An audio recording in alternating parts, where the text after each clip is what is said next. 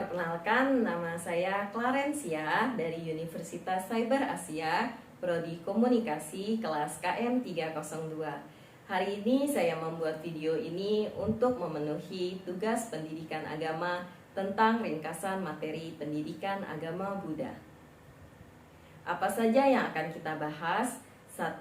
Pengertian manusia. 2. Fase perjalanan manusia. 3. Tesis tentang manusia. 4. Hakikat penciptaan manusia. 5. Filsafat ketuhanan. 6. Prinsip agama. 7. Sejarah perkembangan agama Buddha. 8. Menelusuri konsep agama Buddha dan tujuan hidup manusia. 9. Kerukunan antar umat beragama. 10. Konsep dasar sumber-sumber hukum di Indonesia. 11. Ilmu pengetahuan dan teknologi. 12. Moderasi beragama. 13. Narasi keagamaan di abad cyberspace. 14. Memahami dan mengaplikasikan kemandirian dalam kehidupan bermasyarakat. Manusia, makhluk paling sempurna yang pernah diciptakan oleh Tuhan. Fase perjalanan manusia. Yang pertama, sel sperma ayah bertemu dengan sel telur ibu. Terjadilah pembuahan selama 40 hari di dalam rahim sang ibu. Lalu fase pembuahan yaitu segumpal darah selama 40 hari. Lalu fase segumpal daging selama 40 hari. Lalu fase pembentukan tulang dan terjadilah kelahiran lalu kematian. Tesis tentang manusia. Yang pertama, Homo erectus, manusia sebagai makhluk yang berdiri tegak lurus. Kedua, Homo religius, manusia adalah makhluk Tuhan yang dapat mencapai pemenuhan dirinya dalam kehidupan religius. 3. Homo homini lupus, manusia adalah serigala bagi manusia yang lain. Maksudnya, kuat akan memiliki hak lebih besar daripada yang lemah. Hakikat penciptaan manusia.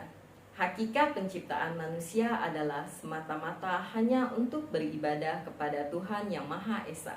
Martabat manusia dalam beragama adalah mempunyai kecenderungan dekat dengan Tuhan Yang Maha Esa, sadar akan kehadirannya, dikaruniai pembawaan yang mulia dan bermartabat, mempunyai kesadaran moral dapat membedakan antara baik dan jahat. Jiwanya tidak akan damai kecuali dengan mengingat Tuhan Yang Maha Esa. Filsafat ketuhanan. Agama adalah suatu fenomena yang selalu hadir dalam sejarah umat manusia. Bahkan dapat dikatakan bahwa sejak manusia ada, fenomena agama telah hadir. Agama sangatlah penting untuk kehidupan. Mengapa agama itu sangat penting dalam kehidupan manusia? Yaitu karena agama merupakan sumber moral, karena agama merupakan petunjuk kebenaran, karena agama memberikan bimbingan rohani bagi manusia, baik dikala suka maupun dikala duka, karena agama sumber pedoman hidup bagi individu maupun kelompok, karena agama mengatur tata cara hubungan manusia dengan Tuhan, makhluk hidup, dan hubungan manusia dengan manusia. Sumber ajaran agama tentu saja mengacu pada kaidah agama yang kita anut dan yakini secara pribadi, yang tentunya menimbulkan makna yang berbeda, namun tetap pada prinsip demokrasi dan kebebasan beragama. Prinsip beragama. 1. Keadilan. Prinsip pertama dalam membentuk tatanan masyarakat yang baik. 2. Ihsan. Prinsip kedua yang bermakna melakukan sesuatu yang paling baik dan memiliki makna yang lebih tinggi daripada keadilan. 3. Kebaikan, berbuat baik kepada kaum kerabat. Sejarah perkembangan agama Buddha. Siddhartha Gautama lahir pada tahun 623 sebelum Masehi di Taman Lumbini di utara India, dari seorang ibu bernama Putri Maya dan ayah bernama Raja Sudodana. Saat kelahiran terjadilah keajaiban peristiwa alam, seperti bumi bergetar, hujan rintik, dan bunga bermekaran dengan harum semerbak. Siddhartha Gautama mencapai pencerahan atau penerangan sempurna tahun 583 sebelum Masehi pada usia 35 tahun. Sang Buddha Mahaparinibbana meninggal pada tahun 543 sebelum Masehi di Kusinara dengan usia 80 tahun. Buddha Gautama selama 45 tahun berkhotbah dan menyebarkan ajarannya. 3 bulan setelah meninggalnya, Buddha Mahaparinibbana diadakannya persamuan pertama yang dipimpin oleh Mahakassapa dengan membawakan Dhamma dan Vinaya. 100 tahun kemudian diadakan persamuan kedua untuk membahas aturan-aturan Vinaya. Pada abad ketiga masa pemerintahan Raja Asoka, persamuan ketiga diadakan untuk mendiskusikan perbedaan pendapat antara biku dan aliran yang berbeda. Pada akhir persamuan ini, ketua persamuan yaitu Moggaliputta-tissa menulis satu buku berjudul Kata Fatu yang membuktikan adanya kesalahan mendasar.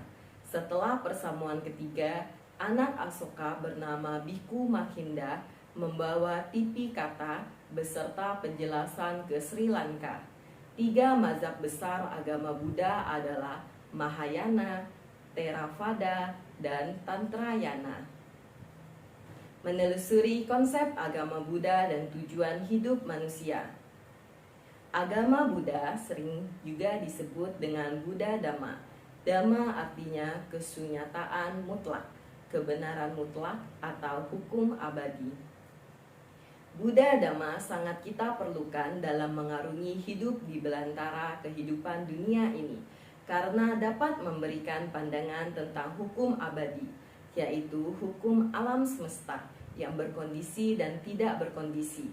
Dengan mengerti tentang hukum kebenaran ini, atau dapat dikatakan manusia sudah berada di dalam Dhamma, dia akan membebaskan diri dari semua bentuk penderitaan atau dapat merealisasi nibbana yang merupakan terhentinya semua derita. Tujuan hidup manusia. Yang pertama, kebahagiaan umum. Kedua, kebahagiaan tertinggi. Kebahagiaan umum. Sang Buddha mengajarkan cara untuk mencapai kebahagiaan duniawi atau kebahagiaan umum, namun bukanlah kebahagiaan seutuhnya. Sebagai umat Buddha yang tinggal di negara Indonesia, kita harus pandai menanamkan karma baik. Terdapat beberapa hal yang diperlukan untuk memperkuat kecerdasan sebagai warga negara, yaitu yang pertama, penanaman tentang hak dan kewajiban sebagai warga negara perlu dilakukan sedini mungkin pada anak didik. Kedua, penanaman nilai-nilai toleransi perlu dikembangkan pada area yang lebih luas untuk mengantisipasi semangat fanatisme daerah, kelompok, bahkan agama yang semakin memprihatinkan. 3. Norma kolektif perlu diinterpretasikan sesuai dengan semangat perkembangan zaman. 4. Nilai-nilai ideal sebagai tuntunan perlu ditanamkan secara optimal dalam pendidikan formal, informal, dan non-formal melalui strategi dan metode pengajaran yang tepat sesuai dengan problem aktual yang berkembang di masyarakat. 5. Komponen nilai kecerdasan ini yang bersumber dari Pancasila.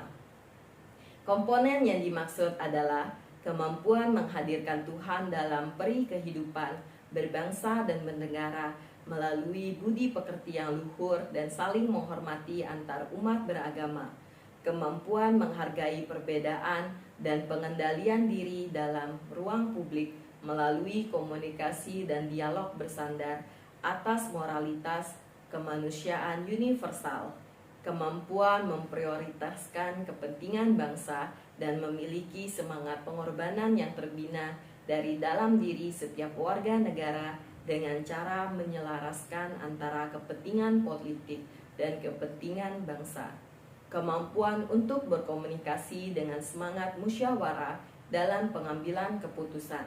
Kemampuan memperlakukan orang lain seperti memperlakukan dirinya sendiri dan menemukan keseimbangan antara nilai ideal yang ingin dicapai dalam kehidupan bermasyarakat dan bernegara. Kebahagiaan tertinggi. Sang Buddha memberikan khotbah terbaik dengan pencapaian kebahagiaan duniawi. Isi khotbah pertama Sang Buddha mengenai 4 kebenaran mulia dan 8 jalan utama sangatlah fundamental. 8 aspek disebut hasta Arya Magga, 8 jalan utama. Jalan Arya berunsur 8 dapat dikelompokkan menjadi 3 kelompok, yaitu sila atau kemoralan, samadhi, konsentrasi, dan pana atau kebijaksanaan. Berikut pengelompokan unsur yang terkandung. Kebijaksanaan: 1. Pandangan benar. 2. Pikiran benar. Kemoralan: ucapan benar, perbuatan benar, dan penghidupan benar. Konsentrasi: usaha benar, perhatian benar, dan konsentrasi benar. Kerukunan antar umat beragama. Kerukunan umat beragama adalah keadaan hubungan sesama umat beragama yang dilandasi toleransi, saling pengertian, saling menghormati, menghargai kesetaraan dalam pengamalan ajaran agamanya, dan kerjasama dalam kehidupan bermasyarakat, berbangsa, dan bernegara di dalam Negara Kesatuan Republik Indonesia berdasarkan Pancasila dan Undang-Undang Dasar Negara Republik Indonesia tahun 1945. Tantangan mahasiswa Buddhis pada masa yang akan datang adalah dinamika umat Buddha semakin semarak baik bidang kelembagaan, pendidikan maupun keagamaan. Jumlah umat Buddha Indonesia kurang lebih 8.500.000, jumlah vihara 2.650 buah, serta jumlah cetia 1.359 buah. Kebutuhan tenaga pendidik tingkat TK, SD, sampai perguruan tinggi meningkat. Terbukanya hubungan internasional antar lembaga dan umat. Prinsip kerukunan antar umat beragama menurut agama Buddha sendiri ialah mengendalikan pikiran, cegah pikiran jahat muncul, jangan licik, jernih berpikir, dan lainnya. 2. Mengendalikan hati, jangan memaksakan kehendak, percaya diri, buang rasa dendam, dan lainnya. 3. Mengendalikan ucapan, jangan menjelekkan, jangan berbohong, bicara jelas, tegas, dan lainnya. Orang yang berbuat baik dan bersikap menyenangkan harus dilayani dan dihormati, walau mungkin seseorang tidak setuju dengan pendapatnya. Kalimat di atas terdapat di dalam Anguttara Nikaya yang menggambarkan sikap Sang Buddha terhadap keberagaman keyakinan. Ide Sang Buddha akan toleransi juga ditegaskan Y.M. Dalai Lama, pemimpin spiritual Tibet. Beliau mengatakan bermacam-macam agama mempunyai tujuan yang sama, yaitu membuat manusia menjadi lebih baik. Perbedaan agama harus diakui, namun perbedaan itu harus dipahami dalam tujuan yang sama. Jadi semua agama bisa menunjukkan sikap saling menghormati. Faktor-faktor yang dapat mengganggu kerukunan umat beragama yaitu non-keagamaan, kesenjangan ekonomi, kepentingan politik, konflik sosial dan budaya. Lalu keagamaan, penyiaran agama, bantuan keagamaan luar negeri, perkawinan antar pemeluk agama yang berbeda, pengangkatan anak, pendidikan agama, perayaan hari besar keagamaan, perawatan dan pemakaman jenazah, penodaan agama, kegiatan kelompok sempalan, transparansi informasi keagamaan, serta pendirian rumah ibadah. Konsep dasar sumber-sumber hukum agama. Menurut John Austin, hukum adalah peraturan yang diadakan untuk memberikan bimbingan kepada makhluk yang berakal oleh makhluk yang berakal yang berkuasa di atasnya. Menurut Utrecht, hukum adalah himpunan petunjuk hidup baik perintah atau larangan yang mengatur tata tertib dalam suatu masyarakat yang seharusnya ditaati oleh anggota masyarakat, dan jika dilanggar dapat menimbulkan tindakan dari pihak pemerintah dari masyarakat itu. Menurut Tami Rusli, sumber hukum adalah segala sesuatu yang telah menimbulkan aturan-aturan yang mempunyai kekuatan yang bersifat memaksa. Artinya jika dilanggar akan mengakibatkan sanksi tegas dan nyata. Menurut Rahman Syamsuddin, dalam buku Pengantar Hukum Indonesia, sumber hukum dapat diartikan sebagai bahan-bahan yang digunakan sebagai dasar oleh pengadilan dalam memutus perkara. Setiap aliran Buddha berpegang kepada Tripitaka sebagai rujukan utama karena dalamnya tercatat sabda dan ajaran Sang Hyang Buddha Gautama. Tripitaka merupakan istilah yang digunakan oleh berbagai sekte Buddhis untuk menggambarkan berbagai naskah konon mereka. Sesuai dengan makna istilah tersebut, Tripitaka pada mulanya mengandung 3 keranjang akan berbagai pengajaran. Yang pertama, Sutra Pitaka. Yang kedua, Vinaya Pitaka. Yang ketiga, Abhidharma Pitaka. Di mana ketiga pengajaran ini adalah hasil klasifikasi dan catatan para pengikut Sang Hyang Buddha Gautama yang masing-masing berisi sebagai berikut. 1. Sutta Pitaka, khotbah-khotbah Sang Buddha. Kedua, Vinaya Pitaka, peraturan atau tata tertib para biku. 3. Abhidhamma Pitaka, ajaran hukum metafisika dan psikologi. Ilmu pengetahuan dan teknologi. Ilmu pengetahuan berarti pengetahuan secara sederhana, pengetahuan tentang kesunyataan yang berisi pemahaman terhadap alam semesta. Harus dapat didefinisikan seteliti serta dicapai pemahamannya melalui penggunaan indera-indera penerima, anggota tubuh, serta otak. Agama Buddha bukanlah religi atau filosofi yang sifatnya seperti religi atau filosofi dan lainnya. Namun dapat disebutkan bahwa Buddhisme membicarakan pengetahuan yang sama seperti yang dibicarakan oleh ilmu pengetahuan, yaitu pengetahuan yang dapat didekati oleh manusia. Pangeran Siddhartha mencapai tingkat Buddha dan dibesarkan di dalam tradisi Brahmana, di mana membicarakan pengalaman manusia, yaitu kehidupan mengalami sensasi, persepsi, ingatan, emosi, dan lambang-lambang. Pangeran Siddhartha hidup di dalam kemewahan, namun harus dilindungi karena adanya perasaan manusia yang tidak puas dan tidak tenang. Akhirnya pangeran menemukan jalan untuk menyembuhkan pengalamannya yang diberi nama dukkha. Selama 2500 tahun, karyanya telah dites dan dikembangkan oleh banyak manusia pintar mengubah pengalaman mereka. Karena studi itu adalah pengalaman, Buddhisme mengistilahkan sebagai ilmu pengetahuan tentang pengalaman. Buddhisme inilah bukan psikologi, yang merupakan ilmu pengetahuan tentang pengalaman, dan Pangeran Siddhartha yang menjadi pendiri dan bapa dari ilmu pengetahuan. Oleh sebab itu, agama Buddha penting di dunia barat dan ilmu pengetahuan dunia barat akan mendapatkan teori dan terapi tentang pengalaman. Ilmu pengetahuan tidak pernah berlawan tentang Buddhisme karena ajaran yang bersifat ilmiah. Seseorang akan mudah mencukupi kebutuhan hidupnya jika mempunyai ilmu pengetahuan dan menguasai teknologi. Moderasi beragama. Moderasi beragama adalah cara pandang dalam beragama secara moderat, yakni memahami dan mengamalkan ajaran agama dengan tidak ekstrim, baik ekstrim ke kanan, yaitu pemahaman agama yang sangat kaku, maupun ekstrim ke kiri, pemahaman agama yang sangat liberal. Tolak ukur moderasi beragama adalah seberapa kuat kembalinya penganut agama kembali pada inti pokok ajaran yang yaitu nilai kemanusiaan, kesepakatan bersama, dan ketertiban umum. Moderasi dalam kerukunan beragama haruslah dilakukan, karena dengan demikian akan tercipta kerukunan antar umat beragama atau keyakinan. Moderasi beragama sebagai upaya toleransi bagi generasi muda.